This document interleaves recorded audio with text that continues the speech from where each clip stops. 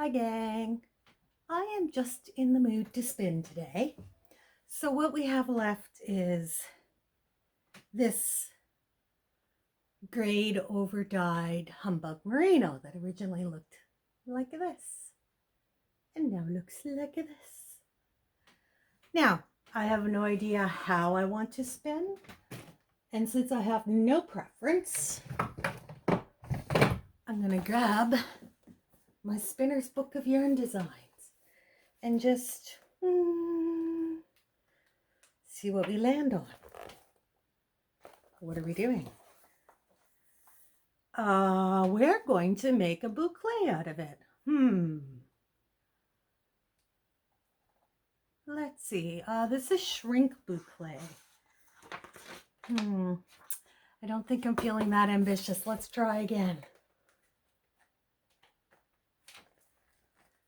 What do we got here? Pigtail yarn. I don't seem to be having much luck. We'll try one more time. How about there? Well, that's the title page. So we'll flip one more page. And what do we get?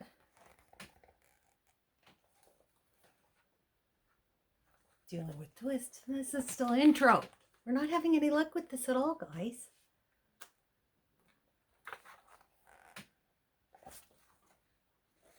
We have a gimp yarn or a beaded gimp yarn. You know what? I actually like this one. So this is the gimp yarn. So basically it's two singles. One of the plies is half the size of the other, which results in a series of bumps along the length of the yarn. When knitted, these bumps tend to interlock with each other, making a more durable fabric. For this reason, many spinners use this construction for socks when you don't want to spin traditional 3-ply, of course. Okay, I like that. That's what we're going to do. It only took 3 tries, but we got it. Gimp yarn. So I will set up the spinning wheel. And, well, I guess first we should probably divide up our yarn. See what we're working with here. Okay, so this one's the lighter dyed.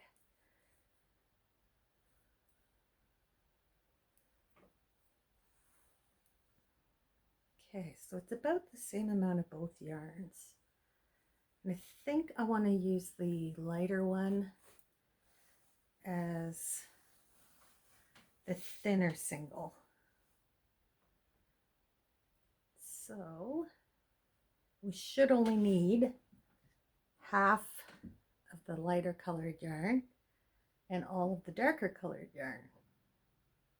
But we'll see. I'll spin all this up, and then whatever we have left over, I will just chain ply it so that it's a usable yarn.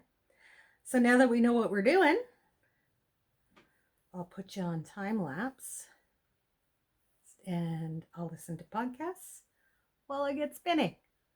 All right, see you in a minute, guys.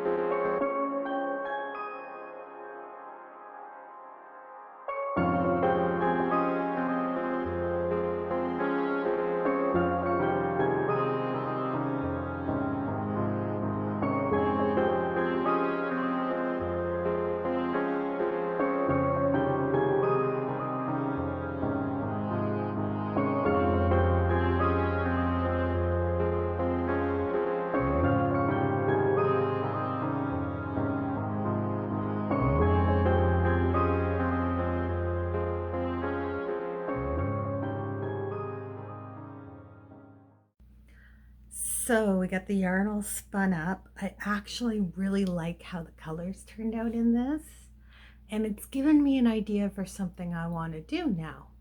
I'm thinking I want to take a Humbug, either Merino or more likely BFL, and do like a peacock dye on it, like a purple, a blue, and a green. So very close to this, but with more purple than the pinky look that we have going on here.